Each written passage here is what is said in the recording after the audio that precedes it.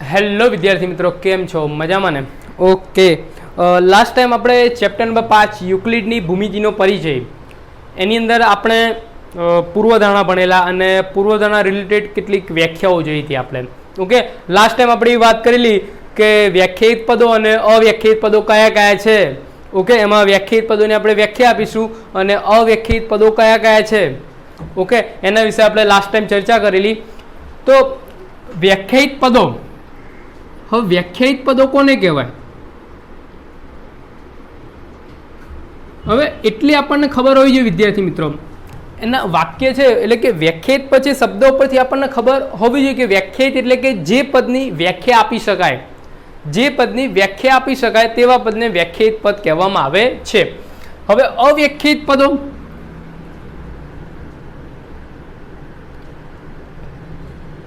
હવે અવ્યાખ્યાયિત પદો કોને કહેવાય?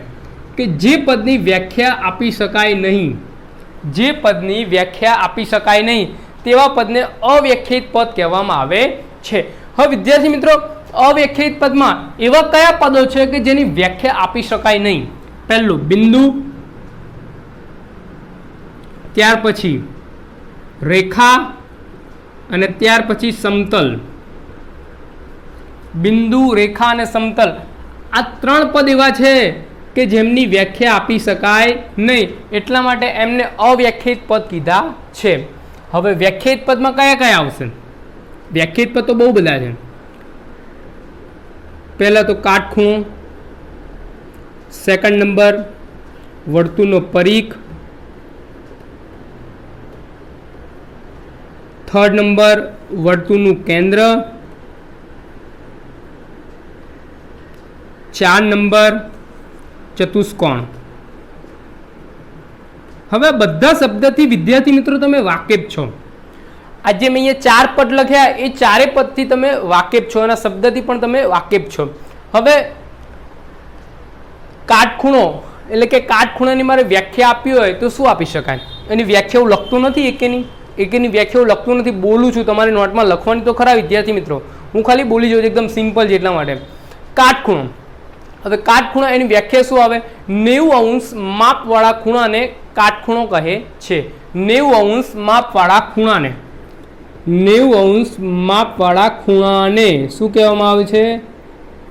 કાટખૂણો કહેવામાં આવે છે. 90° માપવાળા ખૂણાને શું કહેવામાં આવે છે? કાટખૂણો કહેવામાં આવે છે. ક્લિયર?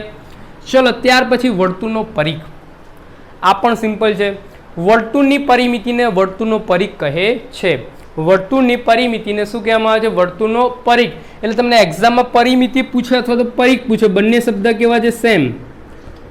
વર્તુળની પરિમિતિને વર્તુળનો પરિઘ કહે છે. ક્લિયર? ઓકે, હવે તમે બધા જાણો છો કે વર્તુળનો પરિઘ એનું સૂત્ર શું આવે? ઓકે, વર્તુળનો પરિઘ એનું સૂત્ર શું આવે? 2πr. અને વર્તુળની પરિમિતિ એનું સૂત્ર પૂછે તો પણ શું આવે? 2πr. એટલે કે વર્તુળનો પરિઘ એની વ્યાખ્યા શું આવે?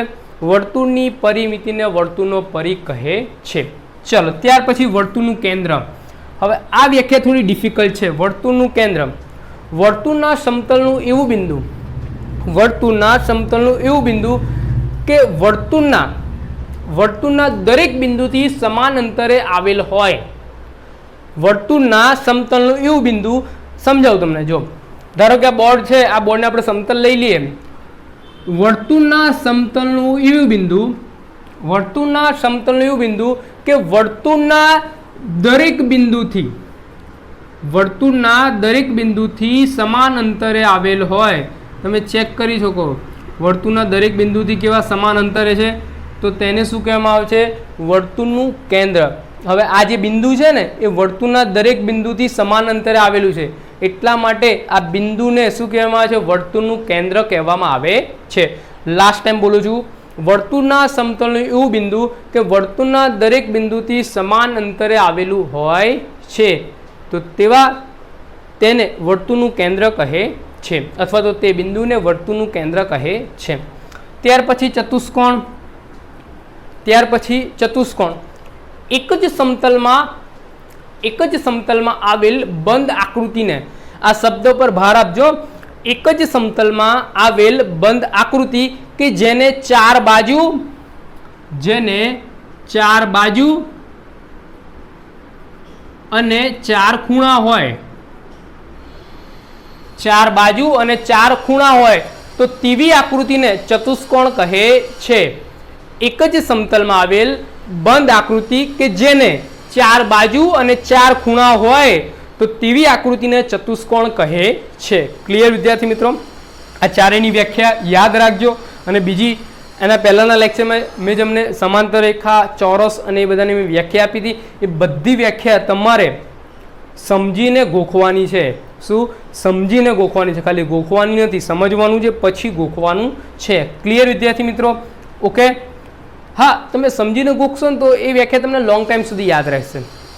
હા, સમજીને કરશો તો પણ ઓકે. સમજીને ગોખવાનું એટલા માટે કહું છું કે વસ્તુ તમને લોંગ ટાઈમ સુધી યાદ રહે. ઓકે. ખાલી ગોખશો તો તમને ટૂંક સમયમાં એ ભૂલી જશો તમે. ક્લિયર? તો આટલી વસ્તુ લખી નાખો બોર્ડ ઉપરની. ત્યાર પછી આપણે આગળ દાખલા જોઈએ. હા, લખવાનું અવ્યાખ્યાયિત પદ, કાટખૂણાની વ્યાખ્યા, વર્તુળનો પરિઘ એની વ્યાખ્યા, વર્તુળનું કેન્દ્ર, ત્યાર પછી ચતુષ્કોણ. ક્લિયર?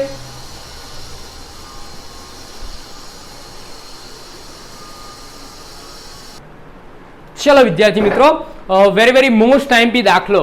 હવે વેરી વેરી મોસ્ટ ટાઈમપી દાખલો એટલા માટે છે કે ઘણા વિદ્યાર્થીઓને આ જે રકમ લખી છે, જે વાક્યો લખ્યા છે એમાં જ ઘણા વિદ્યાર્થીઓને ખબર નથી પડતી, થાપ ખાઈ જાય છે એમાં જ.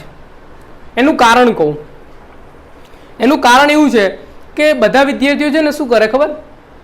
આ દાખલો છે ને એ દાખલો કરતી પહેલાં પૂર્વધારણા કે સ્વયંસિદ્ધ સત્ય એવું કશું જ કરવાનું નહીં. ડાયરેક્ટ દાખલા પર તૂટી પડવાનું. ડાયરેક્ટ દાખલા ઉપર. જો એ રીતે, હજુ પણ કહું છું, એ રીતે ચેપ્ટર નંબર 5 નહીં આવડે. ઓકે. ચેપ્ટર નંબર 5 શીખવા માટે તમારે કમ્પ્લીટ એ દાખલામાં શું કહેવા માગે છે એ પહેલાં સમજવું પડશે. એ રકમમાં એક એક વાક્ય, એક એક શબ્દ આપણને શું કહેવા માગે છે એ સમજવું પડશે. એવું કંઈ જરૂર નથી કે તમે બેઠા વાક્ય લખો આમાં. ઓકે.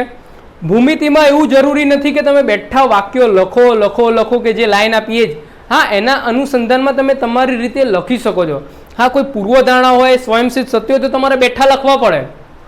પૂર્વધારણા, સ્વયંસિદ્ધ સત્યો તો બેઠા લખવા પડે. પણ એના રિલેટેડ કોઈ દાખલા હોય, ધારો કે આ દાખલો છે તો આ દાખલામાં એવું જરૂરી નથી કે બેઠું જ બધું લખવું. ઓકે. થોડું આગું પાછું થાય તો ચાલે. ક્લિયર? પણ તમને ખબર પડે, તમારો કોન્સેપ્ટ ક્લિયર થાય એ રીતે લખવું. ચલો પહેલાં તો એની રકમ વાંચીએ.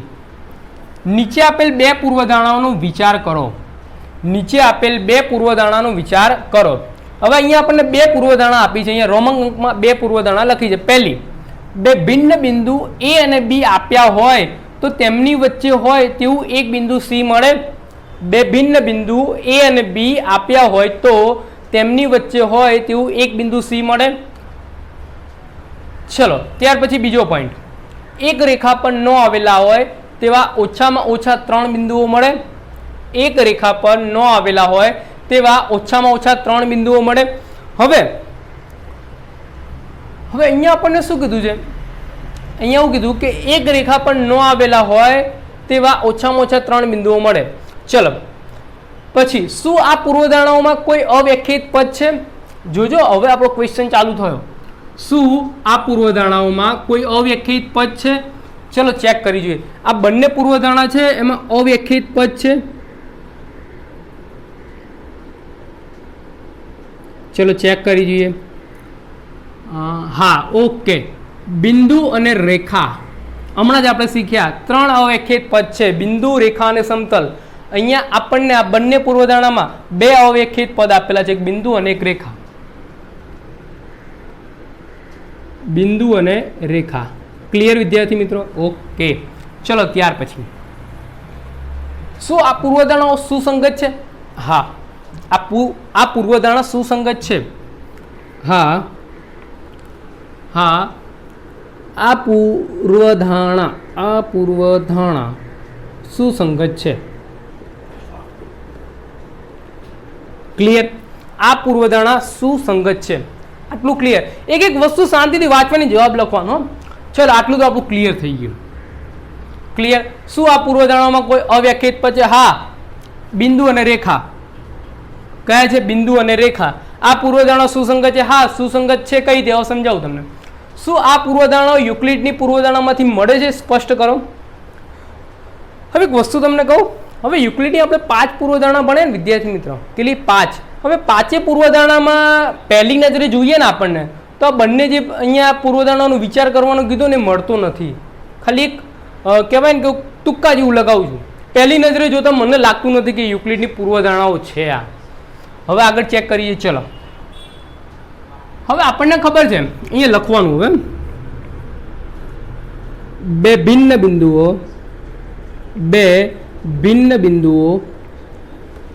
A અને B માટે એવું એક બિંદુ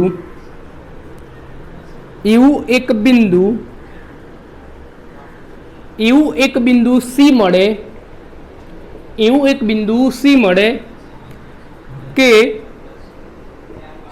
કે જે રેખા AB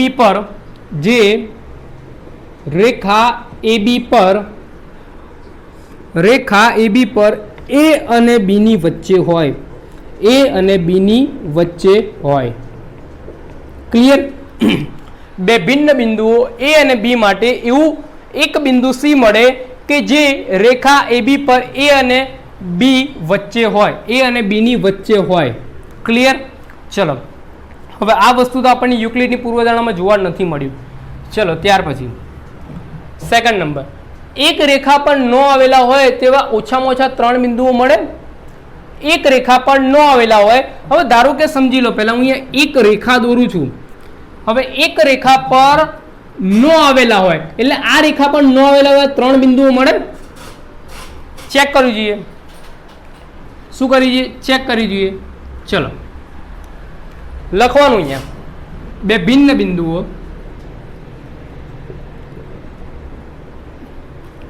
A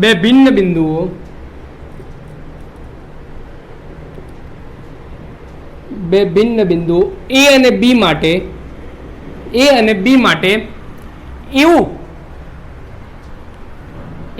માટે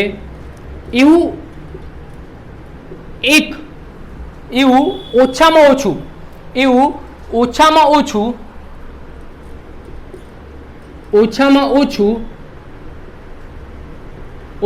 ઓછું એક બિંદુ મળે કે જે રેખા AB પર A અને રેખા AB પર A અને B પણ ન આવેલું હોય, અથવા તો રેખા AB પર ન આવેલું હોય એવું લખો તો પણ ચાલે. રેખા AB પર ન આવેલું હોય, ક્લિયર. બે ભિન્ન બિંદુઓ A અને B માટે એવું ઓછામાં ઓછું એક બિંદુ મળે કે જે રેખા AB પર ન આવેલું હોય. કઈ રીતે? જુઓ, હવે અહીંયા રેખા AB દોરું છું. હવે રેખા AB ની બહાર એક બિંદુ દોરી શકાય, ઓકે. ઓછામાં ઓછું એક બિંદુ તો આપણને મળે, ક્લિયર. હવે ચેક કરો કે આ બંને જે પૂર્વધારણા લખી એ યુક્લિડની પૂર્વધારણામાંથી મળે છે? ના, યુક્લિડની પૂર્વધારણામાંથી મળતી નથી. પણ પૂર્વધારણા 5.1 માંથી મળે છે. પૂર્વધારણા 5.1 માંથી મળે છે. કઈ રીતે? જો હવે પૂર્વધારણા 5.1 આપણને શું કહેતી હતી? પૂર્વધારણા 5.1 માં આપણને એવું કીધેલું કે બે ભિન્ન બિંદુઓમાંથી પસાર થતી એક અનન્ય રેખાઓ હોય. બે ભિન્ન બિંદુઓમાંથી પસાર થતી એક અનન્ય રેખા હોય, ક્લિયર. હવે મેં તમને એક્ઝામ્પલ દ્વારા આવું સમજાવ્યું પણ ખરું. અથવા તો એક અનન્યની જગ્યાએ એકલું અનન્ય લખો તો પણ ચાલે. P અને અહીંયા Q. આ રીતે મેં તમને સમજાવેલું, યાદ હોય તો, ક્લિયર, ઓકે. તો આ દાખલો અહીંયા આપણે પૂરો કરીએ છીએ. બોર્ડ પરનો દાખલો લખી લો, ત્યાર પછી આપણે દાખલા નંબર 2 ની શરૂઆત કરીએ.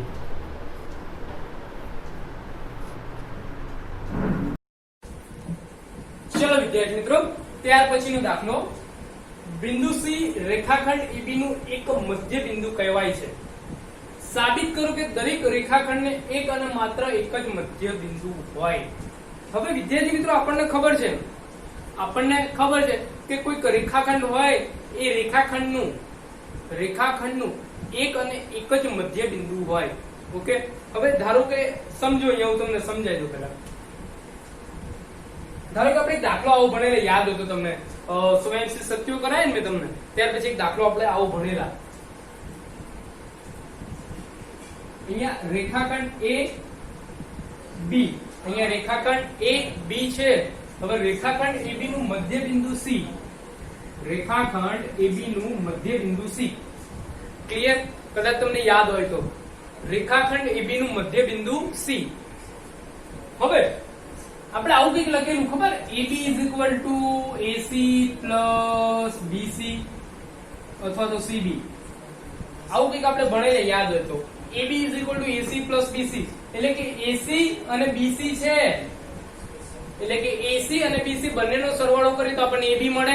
એટલે એનો મતલબ એવો થયો કે AC છે એ AB ના અડધા છે, AC છે એ AB ના અડધા, એટલે આખું તેના ભાગ કરતા મોટું હોય, આખું તેના ભાગ કરતા મોટું હોય, એટલે AC એ AB ના અડધા, એટલે AC = 1/2 AB લખી શકાય. AC = 1/2 AB લખી શકાય. AC = 1/2 AB લખી શકાય. હા, લખી શકાય. કેમ ના લખી શકાય સાહેબ? એવું હોય તો ભાઈ BC ના લખી શકાય સાહેબ? તો BC = 1/2 AB લખી શકાય ને. ક્લિયર? ઓકે, મહેરબાની કરી જેને આગળના પહેલા બે ભાગ ના જોયા હોય તો પ્લીઝ મહેરબાની કરીને જોઈ લેજો, તો જ આમાં ખબર પડશે. ઓકે, AC = 1/2 AB એટલે કે AC એ AB ના અડધા હોય. ચલો, હવે એના રિલેટેડ દાખલો છે. આજે અહીંયા બોર્ડ પર આકૃતિ તો નહીં, એના જ રિલેટેડ દાખલો છે. બિંદુ C રેખાખંડ AB નું એક મધ્ય બિંદુ કહેવાય. ચલો અહીંયા લખવાનું, એક વાક્ય અહીંયા લખવું પડે. બિંદુ C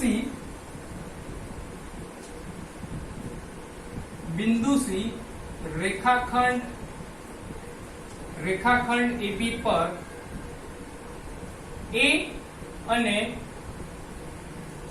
રેખાખંડ AB પર A અને B નું અથવા તો A અને B ની વચ્ચે આવેલ છે. ક્લિયર? ઓકે, એટલે રેખાખંડ AB નું શું છે? મધ્ય બિંદુ છે. ક્લિયર? અહીંયા લખવાનું. હા, બિંદુ C રેખાખંડ AB પર A અને B ની વચ્ચે આવેલ છે તો એના પાછળ બે ગુણધર્મો પડે. કેટલા પડે? બે. પહેલું, બિંદુ C રેખાખંડ AB નું મધ્ય બિંદુ છે. શું છે? રેખાખંડ AB નું મધ્ય બિંદુ છે. બિંદુ C રેખાખંડ AB નું મધ્ય બિંદુ છે. ત્યાર પછી બિંદુ C એટલે કે CA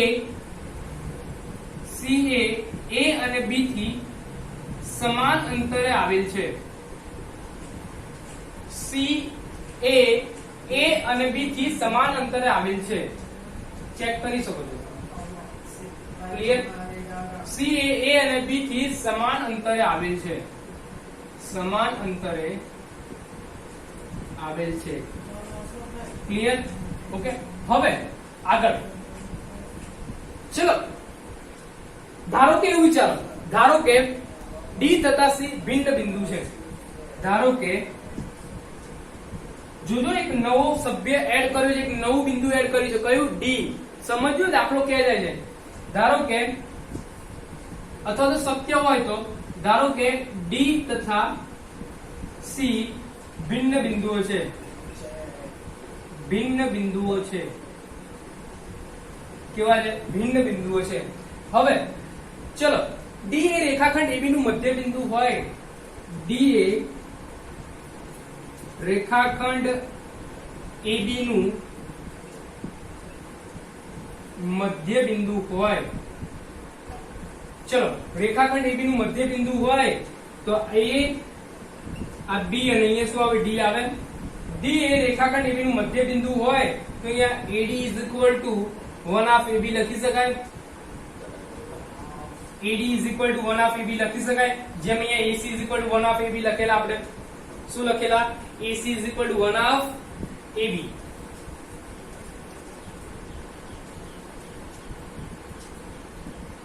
ચલો, અહીંયા લખું છું AC is equal to 1 half AB. AC is equal to 1 half AB.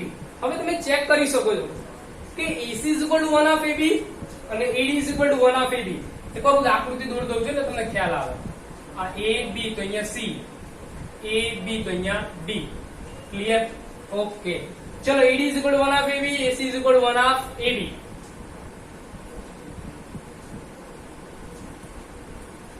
ચલો 1 half AB 1 half AB 1 half AB 1 half AB એટલે એક વસ્તુને સમાન હોય તેવી વસ્તુ એકબીજાને સમાન હોય. સ્વયંસિદ્ધ સત્ય નંબર 1 પેલું સફરજન વાળું કીધેલું P is equal to સફરજન અને Q is equal to સફરજન. એક વસ્તુને સમાન હોય તેવી વસ્તુ એકબીજાને સમાન હોય એટલે અહીંયા લખવાનું કે AD is equal to AC. સ્વયંસિદ્ધ સત્ય નંબર 1. स्वयंसिद्ध सत्य नंबर 1. क्लियर? ओके. चलो આગળ. હવે D અને C, D અને C, D અને C એ બંને રેખાખંડ AB ના મધ્ય બિંદુ છે. શું છે? રેખાખંડ AB ના મધ્ય બિંદુ છે. એટલે કે આવું કહી શકાય કે D અને C A થી સમાન અંતરે આવેલા છે. D અને C A થી સમાન અંતરે આવેલા છે આવું કહી શકાય. ઓકે. D અને C એ બંને AB ના બિંદુ છે. એ બંને A થી કેવા સમાન અંતરે આવેલા છે. હવે બંને સમાન અંતરે આવેલા હોય એટલે D અને C બંને સમાન બિંદુ હોય. D અને C સમાન બિંદુઓ છે. D અને C સમાન બિંદુઓ છે પણ ભિન્ન નથી. શું નથી? ભિન્ન નથી.